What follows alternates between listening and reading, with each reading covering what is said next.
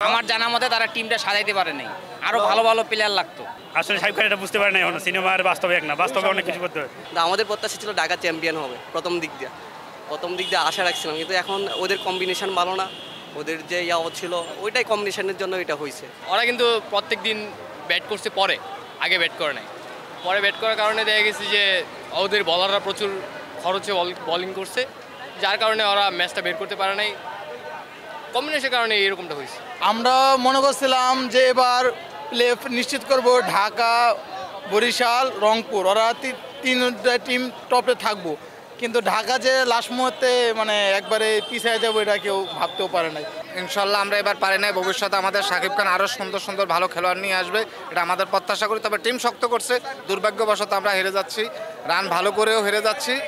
আমাদের এই team management হয়তো বুঝতে পারে না যে একটা টিম শুধু ব্যাটিং দিয়ে হয় না, বোলিংও লাগে। আমরা শুনছি সে যখন টিম গঠন করে তখন সে খেলোয়াড় কাউকে রাখে নাই যে খেলোয়াড় ছেড়ার জন্য, এখন হয়তো সে বুঝছে যে হ্যাঁ এখানে খেলোয়াড়দেরকেই অগ্রাধিকার দেওয়া উচিত, খেলোয়াড়দেরকে তাদেরকে নিয়েই একটা দল গঠন করা দরকার।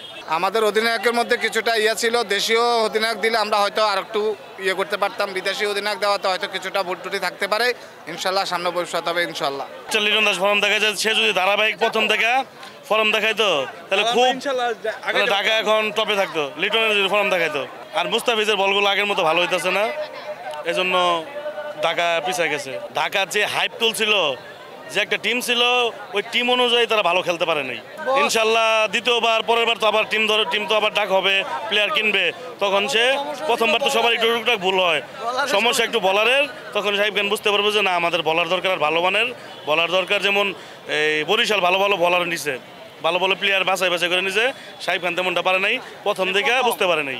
ঢাকার প্লেয়ার খুবই ভালো, কিন্তু কাজে করতে পারে না, কিছুই করতে পারেনি, বোলিং আরো দরকার। ইনশাআল্লাহ ম্যাচ দুইটা আছে, যদি উইন হতে পারে তাহলে ইনশাআল্লাহ একটু আশা করা যায়। আশা অনুযায়ী ওইরকম কিছু করতে পারে নাই, কারণ হচ্ছে আমাদের প্লেয়ার কেউই এত ভালো ফর্মে ছিল না, বিশেষ করে লিটন দাস ও তো ফর্মে ছিল না, আর সব কিছু মিলিয়ে ওই রকম আশানুরূপ কোনো ফল পাওয়া যায়নি। তবে সামনের বার আশা করি ভালো কিছু হবে। আমাদের প্লেয়ার তো খারাপ ছিল না, কিন্তু কোনো একটা কারণে তাদের ফর্ম হারাইছে, আমরা ভালো কিছু করতে পারিনি। আশা করি সামনে ভালো কিছু হবে। আমরা চাইবো যে শাকিব খান যাতে ঢাকা ক্যাপিটালসের সাথেই থাকে। ঢাকার প্লেয়ার ভালো বোলিং আনতে পারে নাই, ম্যান কিনছে মানে মনে করেন যে আনতে পারে নাই, আর আসে নাই, তার কারণে ঢাকার এই অবস্থা। ঢাকার ভুল হয়েছে তাদের বলার ছিল না মেবি, কারণ তাদের যদি একটু বলার ভালো হতো তাহলে হয় একটু ব্যাটিং ঠিক ছিল, কিন্তু তাদের বিদেশি দিকে আরেকটু ফোকাস করতে হতো, বিদেশি ছিল না বিদায় এই সমস্যাটা হয়েছে। তেমনটা চমক দেখাতে পারে নাই, কিন্তু আমরা সাব্বিরের খেলায় খুব মুগ্ধ হয়েছি। সাব্বির, লিটন দাস, তানজিম হাসান, সাকিব, এদের খেলা খুব ভালো লাগছে। আমার জানা মতে তারা টিমটা সাজাইতে পারে নাই, আরো ভালো ভালো প্লেয়ার লাগতো। বোলিং লাইনটা যদি অনেক ভালো হতো তাহলে অনেক পারফেক্ট টিম হতো ঢাকা। এবারে বিপিএলে 2025 বিপিএলে পারফেক্ট হতো ঢাকা টিম, কিন্তু বোলিং লাইনটা শুধু ভালো হতো, ব্যাটিং লাইনটা অনেক ভালো আছে। আসলে সাহেব খান এটা বুঝতে পারে না, এখন সিনেমার বাস্তবে এক না, বাস্তবে অনেক কিছু করতে হয় সিনেমার মতোটা।